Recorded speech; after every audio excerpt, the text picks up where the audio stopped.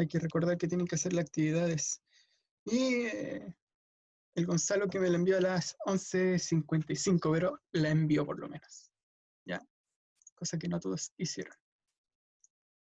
Ya, hoy día vamos a ver lo que es el primer gobierno de Alessandri Palma y de alguna forma ver las condiciones que hicieron llegar a Alessandri Palma al poder.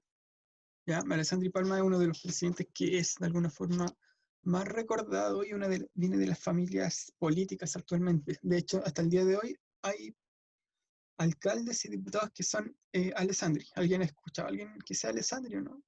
¿Cómo se llama el alcalde de Santiago? Jorge, ¿o no? Jorge Alessandri. No me acuerdo cómo se llama, pero es Alessandri. Claro, y Algo también hay... siquiera, no sé. ¿Qué? No, sí, sí, hay harto Alessandri. De hecho, vamos a ver que este va a ser uno de los primeros Alessandri, pero después un hijo de él va a ser presidente. Vamos a tener bisnietos que son alcaldes o son senadores, entonces una familia de políticos. ¿Ya? Y vamos a ver por qué es tan famoso y por qué es tan conocido. De hecho, nosotros vamos a ver cómo va a llegar al poder y por qué se va a recordar tanto. ¿Ya?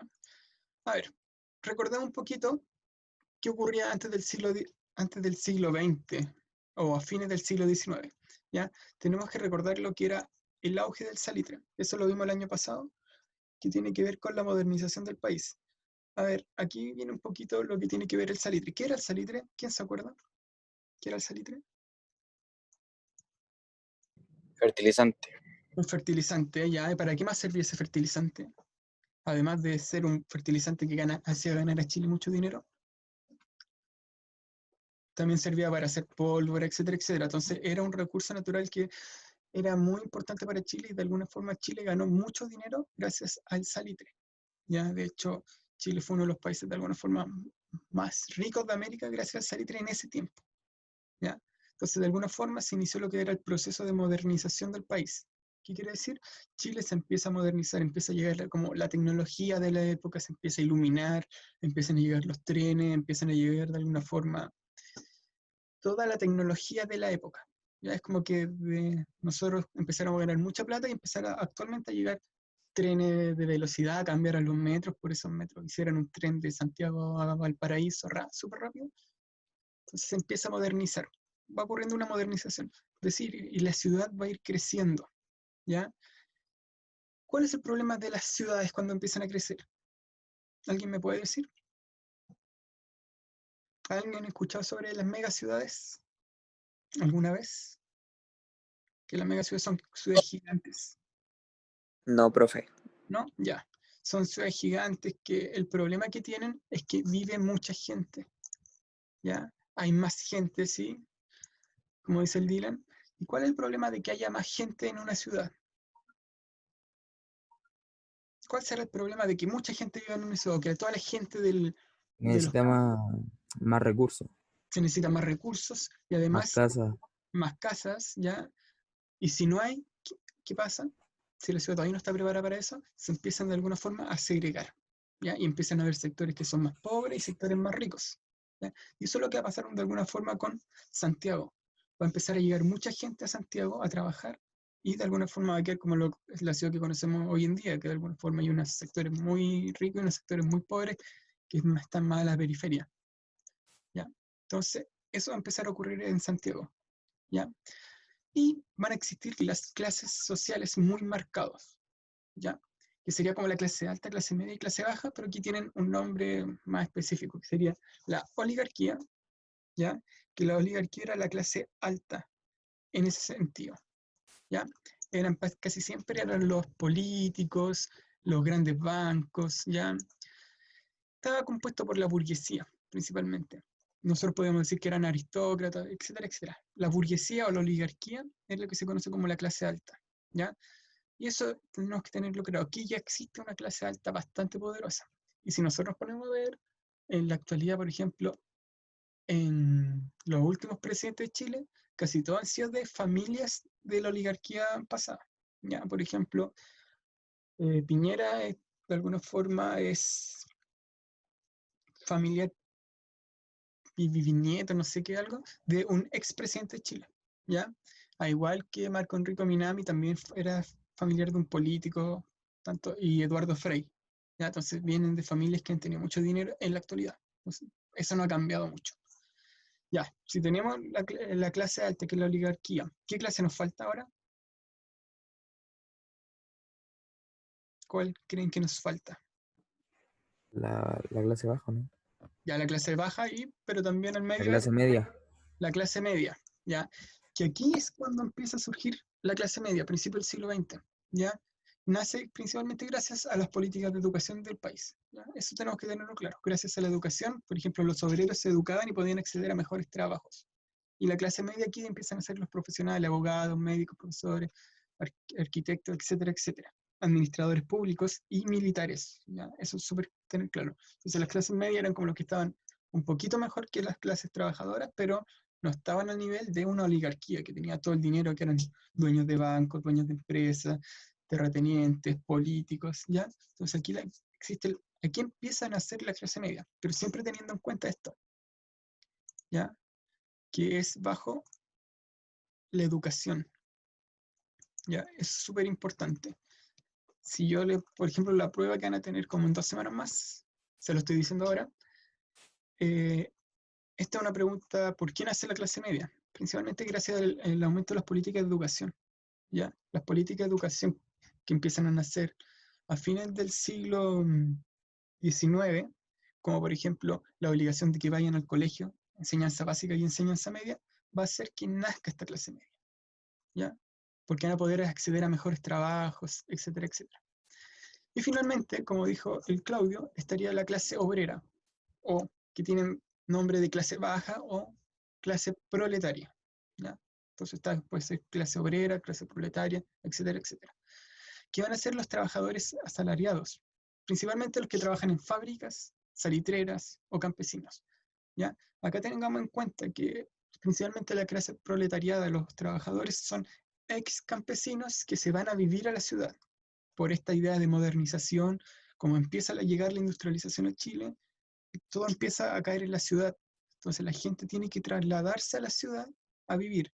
Y como no tienen lugares donde vivir, van a empezar a vivir en lugares, eh, conventillos, que son bastante hacinados, y van a tener que construir sus propias casas. Entonces finalmente no van a vivir en condiciones buenas, ¿ya?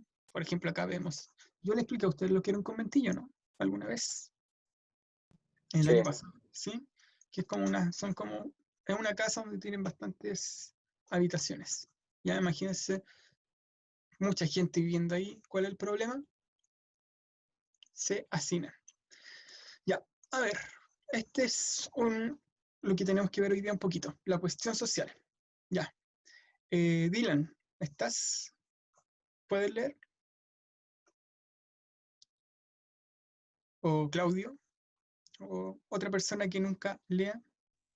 Ya, bro, que aquí estaba poniendo audífono. Ya, Dylan. Hoy quiero que leas la definición de cuestión social, ¿ya? Esta es ¿Cómo?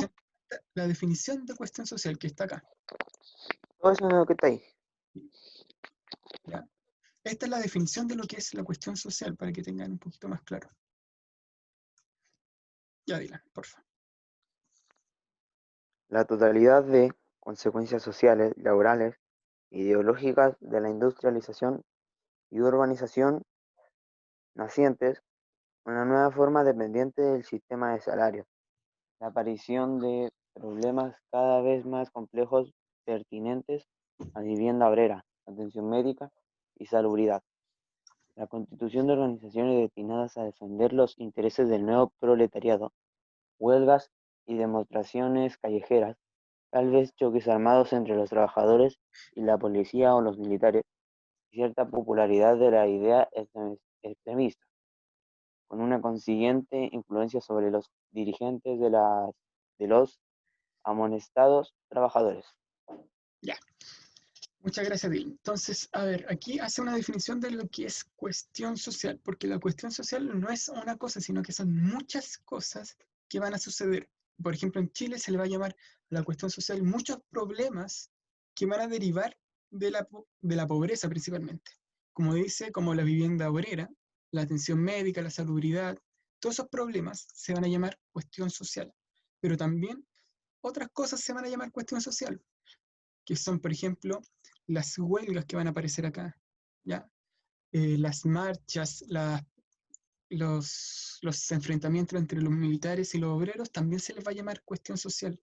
Entonces, como no les, para simplificar todos esos problemas que va a vivir el país, o va a vivir prácticamente todo el mundo, que tiene que ver con la pobreza y todas las consecuencias de la industrialización, se le va a llamar como cuestión social para abarcar todos estos problemas. Principalmente, por ejemplo, si hay problemas de malos sueldos y esos trabajadores hacen una huelga, a todo eso, a toda la huelga, se le va a llamar cuestión social, ¿ya? Si hay problemas en salubridad, por ejemplo, no hay medicamentos y la gente se muere, los niños se mueren de hambre, a eso también se le va a llamar cuestión social. Entonces, hacer como el problema social que va a tener el país. Y Chile lo va a vivir muy fuerte en los primeros años de 1900. Eso tenemos que tenerlo claro. A finales de 1800 y a principios de 1900 se va a vivir muy fuerte. Y sobre todo lo que es el periodo parlamentario. Durante esos 7 presidentes que ustedes tenían que hacer en la tarea, ¿ya? Se va a vivir muy fuertemente la cuestión social. ¿Y qué va a ocurrir? Como el parlamentario era de la oligarquía y no le interesaba mucho, no se daba cuenta de lo que realmente estaba sucediendo. Entonces van a haber muchas huelgas, muchos problemas. Oiga, ¿Ya? profe, una pregunta rápida. ¿Ya? ¿Diga? Esa tarea era, al final era con nota, ¿verdad? Sí, ya tienen 2.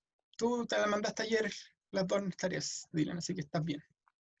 ¿Ya? Ah, sí, Hay hartas. porque la otra se me había olvidado igual, la de la Sí, zapatilla, de la marca. ya. Ya, y como yo les dije, hay una indiferencia de la oligarquía, que se le puede llamar clase alta, élite, aristocracia, que no va a tomar en cuenta estos problemas ya hasta que estos se empiezan a organizar y empiezan a hacer huelgas, etcétera, etcétera. Y aquí, todo esto para mejorar sus condiciones laborales, claro, pero aquí recién empiezan a darse cuenta de que existen, ya, porque la gente empieza a hacer huelgas, etcétera. Es como lo que pasó el año pasado cuando Piñera dijo, nunca pensé que iba a pasar algo así, que no lo veía venir. ¿Ya? Va pasando lo mismo. Acá como que la oligarquía está súper lejos de lo que es la sociedad, los problemas que están viviendo, hasta que se le empiezan a ver huelgas, protestas, que realmente empiezan a tomar el peso de lo que están viviendo. ¿Ya? Y aquí van a haber huelgas que van a ser muy importantes. ¿Ya? Muchas de estas van a ser impulsadas por sindicatos o movimientos anarquistas, ¿ya? Pero van a ser las huelgas más importantes de Chile o las más famosas. No vamos a decir que son las únicas 3, sino que van a haber miles de huelgas y movimientos obreros en ese tiempo, pero las más recordadas son la huelga portuaria del Paraíso en 1903, que ¿por qué luchaban los obreros? Por una disminución de las jornadas de trabajo y una mejora en los ingresos salariales. Aquí no había una legislación laboral, ¿ya? Es decir, prácticamente podían estar trabajando 16 horas, ¿ya? Al día. ¿Y cuánto tiene que dormir una persona? Normalmente para que sea saludable. Deberían saber cuánto duerme una 10 o persona. no. Ya, 8 horas, no 10. O 8. bueno, Ay, 10. sí. 8 horas. ¿Ya? Imagínense si trabajan 16 horas, ¿cuántas horas tenían para ver a su familia? Ocho. Mm, Ah, no, pues ¿Cuánto? 10. 8. 10. ¿Mm? Ya, pues, No, ¿cuántas horas son tiene el día? 24 horas. ¿Son 24 horas? Y si trabajan hasta No 16 tenían horas, tiempo. no tenían Ah, 8. tiempo. 8, Son 8 horas 8. para ver a su familia y ¿cuándo duermen? No duermen, po. Claro, y están trabajando 16 horas. Usted con suerte se levantan y ya. No tienen posibilidad de alguna forma. Entonces aquí están alegando algo súper simple. Están alegando disminución de la jornada de trabajo, ¿ya? Que no estén trabajando ya 16 horas o mil y tantas horas, sino que haya una disminución para que puedan de alguna forma tener su vida y no estén trabajando. Finalmente llegan a pedir morir 50 personas y 200 heridos, que es bastante. ¿Ya? Ya. La otra huelga también que es muy importante es la huelga de la carne en Santiago, ¿ya? Que es principalmente por el aumento de impuestos a la carne argentina, que en ese tiempo era la más barata. ¿Ya? Entonces, le aumentaron los impuestos a la carne argentina para que compraran chilena, pero a la gente no le importaba de dónde venía la carne, si viene de Argentina o de Chile. ¿Ustedes ven eso o no para elegir carne? ¿Para comprar carne? Ya No, no ven eso, sino que la gente veía la que era la más barata, ¿ya? Porque ellos tenían que alimentarse, entonces les suben el precio a la más barata y que a la embarrada, entonces empiezan a pedir una ¿cuál rebaja era en la más barata? ¿La ¿qué? argentina o la chilena? La Argentina. Mm, Entonces, de alguna forma, empiezan a pedir rebaja en la carne. Entonces, finalmente empieza a haber una huelga en todo Santiago, ¿ya? Que es gigante porque empieza como desde la Alameda y llega hasta en ese tiempo donde estaba, ¿no? Un poquito más al norte de La Moneda, no me acuerdo hasta qué calle, pero recorren todo Santiago hasta llegar al lugar de donde estaba la presidencia y exigir de alguna forma el bajo del precio de la carne.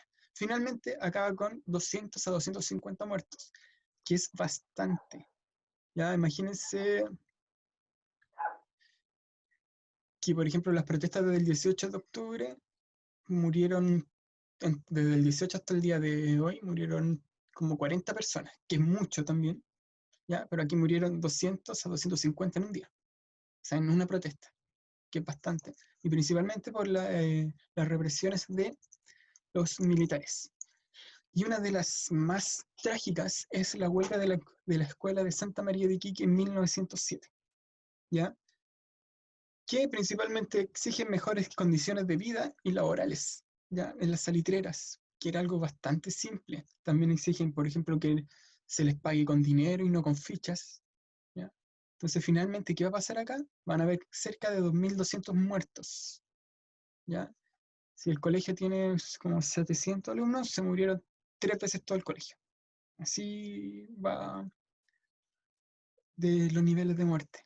2.200 muertos, entonces van a ser huelgas muy grandes en ese tiempo, ¿ya?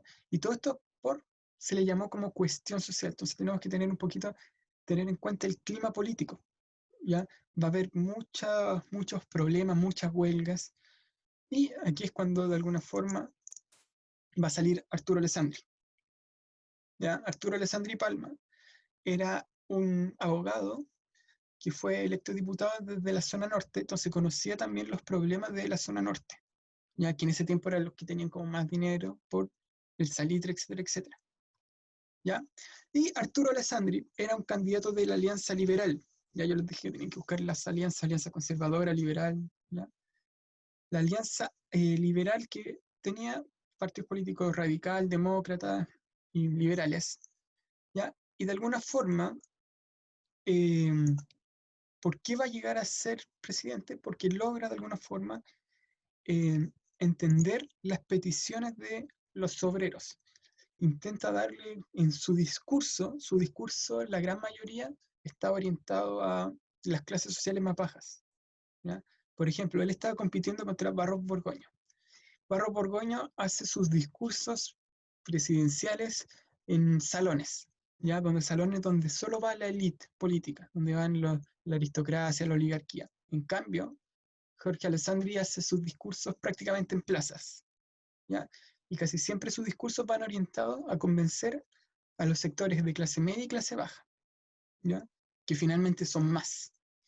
Entonces, el discurso que tiene Alessandri es un discurso orientado a solucionar los problemas de la clase obrera. En cambio, los de Barros Borgoño, que era el otro candidato, no. Van solo a lo que es la clase alta, que hasta el día de hoy había sido la que mandaba, ¿ya? Entonces, finalmente va a llegar Arturo Alessandri Palma al poder y a la oligarquía no le va a gustar mucho, eso sí, entonces van a tener mucha rotativa ministerial, es decir, le van a estar cambiando a cada rato los ministros, ¿ya?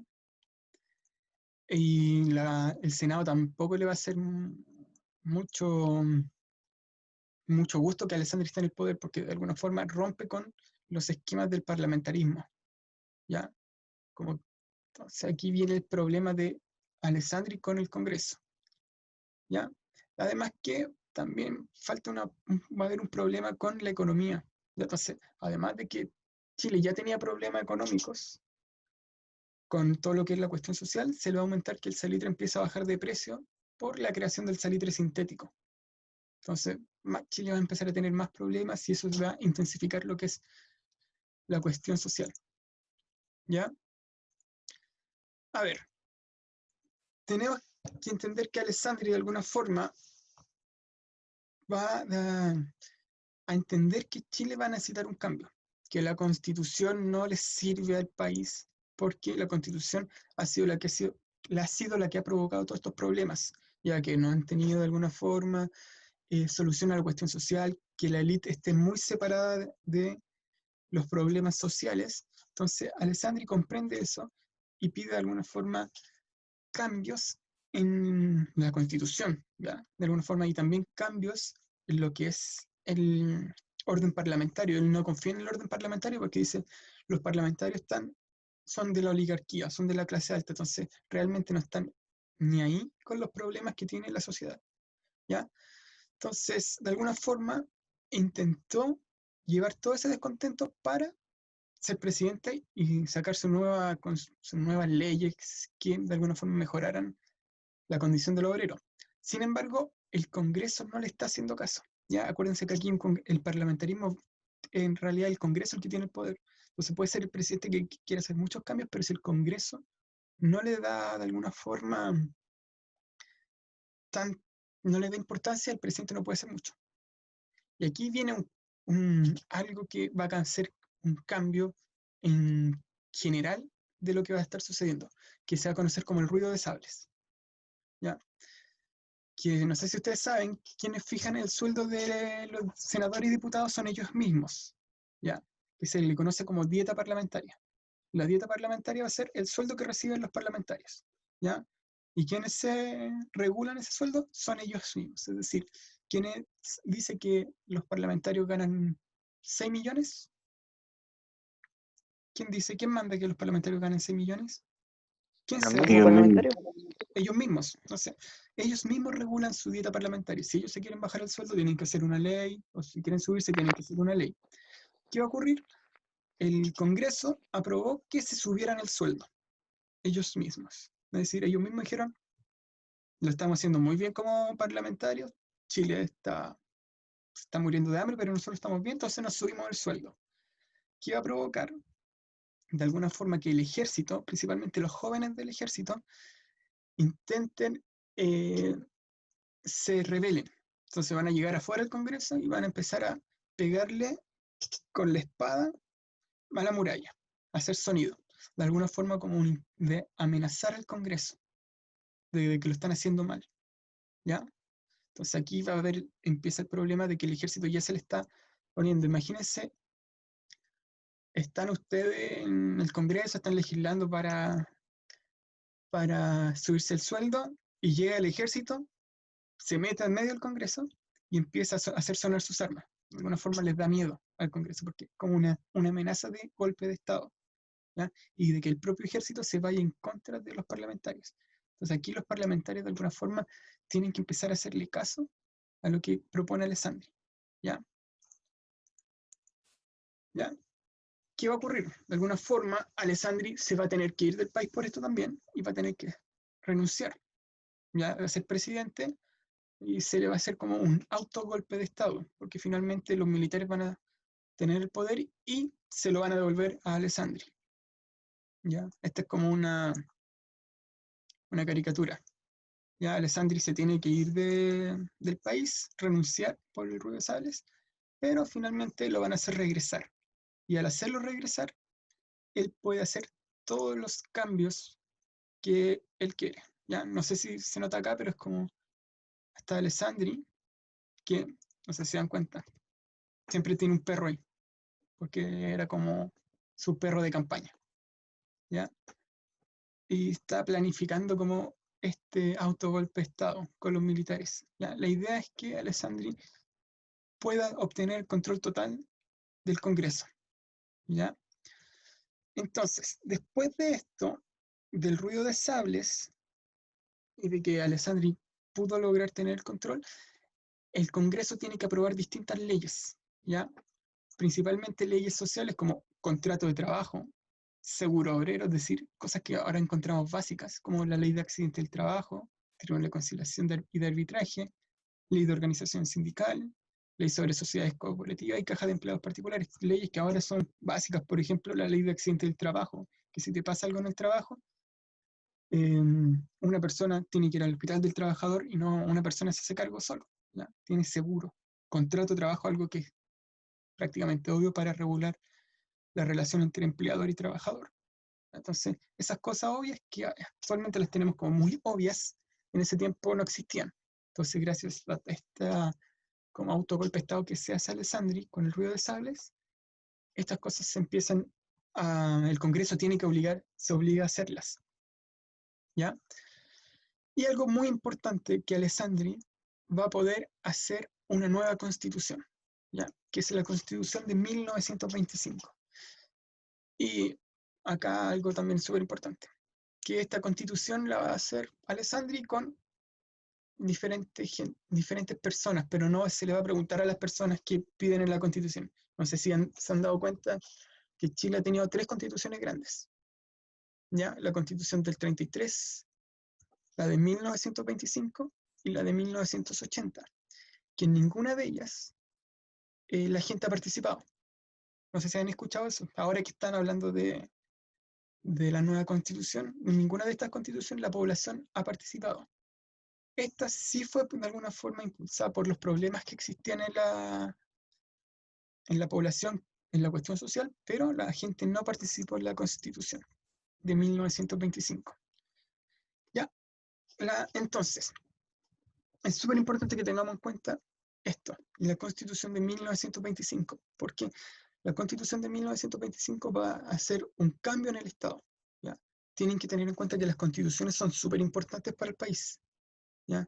Una constitución va a dar el orden jurídico del país, ¿ya? Va a dar, es la columna vertebral del país. Entonces, lo que va a buscar Alessandri es acabar con estos problemas de la cuestión social mediante una constitución que le dé un nuevo ordenamiento al país. Si nosotros nos vemos en la actualidad, ¿por qué se busca crear una nueva constitución? En la actualidad, 2020, a 60 días del plebiscito. Ustedes, ¿por qué creen que se pide algunos piden una nueva constitución? Vamos. ¿Por qué se está discutiendo hoy en día una nueva constitución? ¿Alguien sabe o no? ¿O un silencio eterno? Porque cuando estuvo Pinochet, cuando creó la Constitución, ¿Ya? hay muchas cosas que prohíbe. O sea, que, por ejemplo, hay cosas que tratan de hacer ahora y es como, a ver, ¿cómo se llama esto? ¿Inconstitucional? Eso, que es ¿Ya? inconstitucional. Y quieren cambiarla para poder cambiar eso. Realmente lo que Porque muchas, ocurre, ¿sí? porque muchas cosas que salen en la Constitución como que te coarta, o sea, como que coarta la sociedad de hacer muchas cosas. ¿Es eso o no? Sí, ¿No aquí sé? va a ocurrir prácticamente lo mismo. Fíjense que la Constitución del 33 cortaba muchas cosas que se podían hacer, o que le da mucho poder ahora al Parlamento. El Parlamento no estaba ni ahí, entonces había muchos cambios que no se podían hacer por la Constitución. Entonces tienen que hacer un cambio constitucional. ¿Ya? Es lo mismo que está sucediendo hoy en día. ¿Ya? Ahora se necesita hacer un cambio constitucional. Entonces va a salir la Constitución de 1925, que es la que vamos a ver la próxima clase, ¿ya? Que va a cambiar un poco las atribuciones del Parlamento y va a ser una constitución más presidencialista, ¿ya? Que también va a tener algunos problemas como hoy en día, ¿ya? Por eso también es súper importante entender esto, que las constituciones cada cierto tiempo necesitan ser reformadas o cambiadas porque la población cambia, ¿ya? Por ejemplo, no somos la misma sociedad en los 80 que ahora, ¿ya?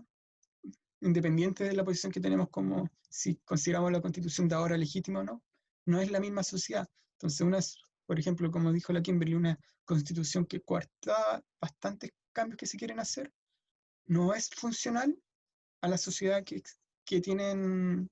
existe, ¿ya? Por ejemplo, la constitución de 1833 no era funcional a la sociedad que tenía la cuestión social, ¿ya? Que tenía esos problemas. Entonces tienen que haber cambios. Ya, entonces,